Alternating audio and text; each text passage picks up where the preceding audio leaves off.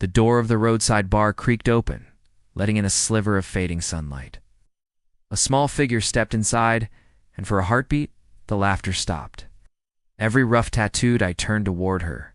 She looked no older than 16, wearing a worn leather jacket far too big, sneakers caked in mud and jeans ripped at the knees. Her hair was tied back in a messy ponytail, and she clutched the edges of her jacket as if it were armor. The Iron Wolves, the county's most feared biker gang, had never seen anyone like her. The laughter began again, mocking at first, then louder. The biggest of them, a man they called Tank, leaned back in his chair and barked. "What's this? A lost Girl Scout?" Bottles clinked, boots stomped on the wooden floor, and the room shook with disbelief.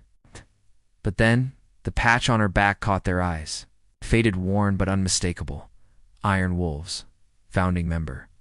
A heavy silence fell over the room. "This belonged to my dad," she said softly, her voice just above a whisper. "Eli Rivers." The name hung in the air, and the room went cold.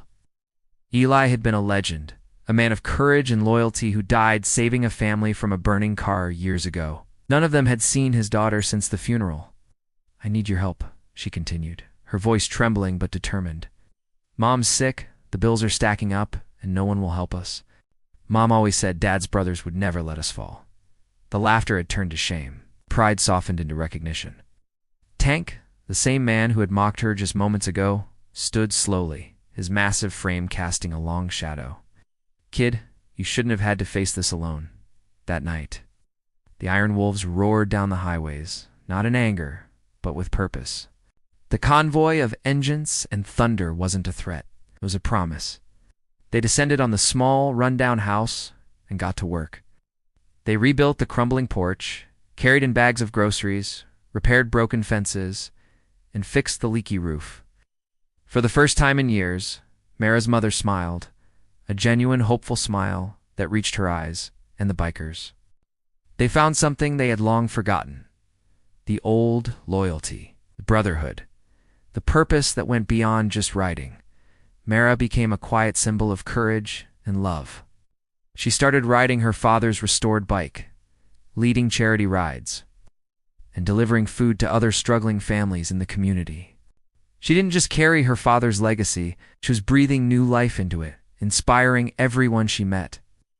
During the annual gathering, Tank handed her a brand new patch. It read, "Legacy Rider, Daughter of Eli Rivers." With tears in her eyes, she sewed it right beside her father's old, weathered one. The room was silent, every eye on her. "Dad always said," she whispered, her voice clear. "And strong, the patch doesn't make you strong, just reminds you who you ride for." And in that moment, every man in that room understood. It wasn't the leather or the thread that held them together. It was love, and loyalty, and courage, a bond that spoke louder than any engine's roar.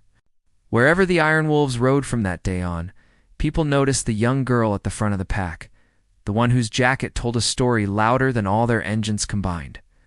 She wasn't just honoring her father's legacy, she was creating her own. This story reminds us that true strength isn't measured by power or fire. It's measured by loyalty, love, and quiet courage. A legacy isn't just something you inherit.